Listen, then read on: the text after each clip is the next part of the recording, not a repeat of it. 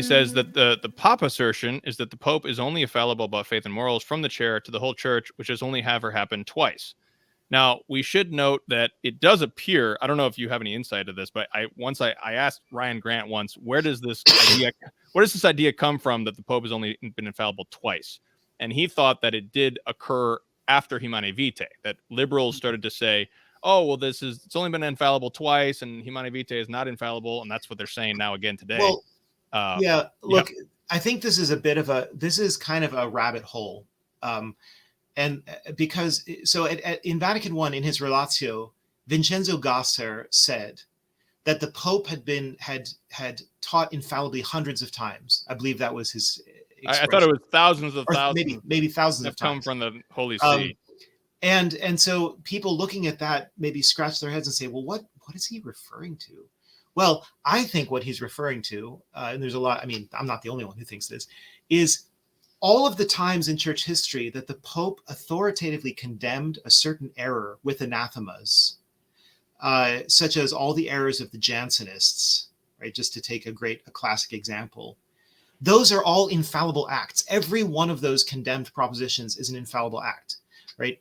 And similarly, if the Pope approves of the de fide statements of a council of the church, let's say Trent, the Pope approves the decrees of Trent, he is also then infallibly teaching what that council teaches too. I mean, that is to say that we don't need to look for a sort of celebrated moment when the Pope in full regalia steps out and sits on his throne and proclaims a dogma about Our Lady. I mean, that is an example of an infallible, but they don't all look like that. There are a lot of things that the popes have done in the past when they were still using theological censures, right? This is a crucial point too, and some scholars have done very good work to say, when in the eras of the church, when the popes were very clear about condemning errors with theological censures, they were exercising at the highest level their magisterial authority. Popes hardly do that anymore. I mean, where are you going to find me a document since Vatican II in which a pope specifies, what kind of error this is and what degree, to what extent does it depart from the faith? Is it simply offensive to pious ears, or is it proximate to heresy, or is it contrary to the faith, and therefore anathematized? I mean, where are you going to find that? Whereas if you read a document like Auctorem Fidei of Pius VI, the whole form of that document, it's very sophisticated.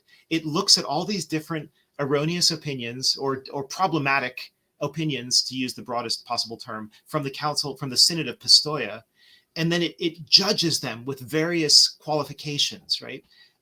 This is what a pope is supposed to do. I mean, if push comes to shove, and the Synod of Pistoia seems to, it's gaining steam. These Jansenist, quasi-Protestant, Enlightenment, rationalist ideas are gaining steam.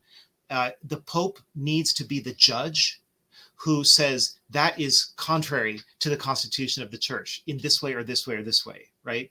I mean, he's like the Supreme Court. He's the final appeal. This is where the judgment happens. So yeah, I mean, Vincenzo Gasser, maybe he was rhetorically exaggerating, but I think you can make sense out of what he was saying. Yeah, it seems to be a hyperbolic statement, which is simply indicating that this has happened innumerable times, and certainly not only twice in history. That just doesn't make any logical sense.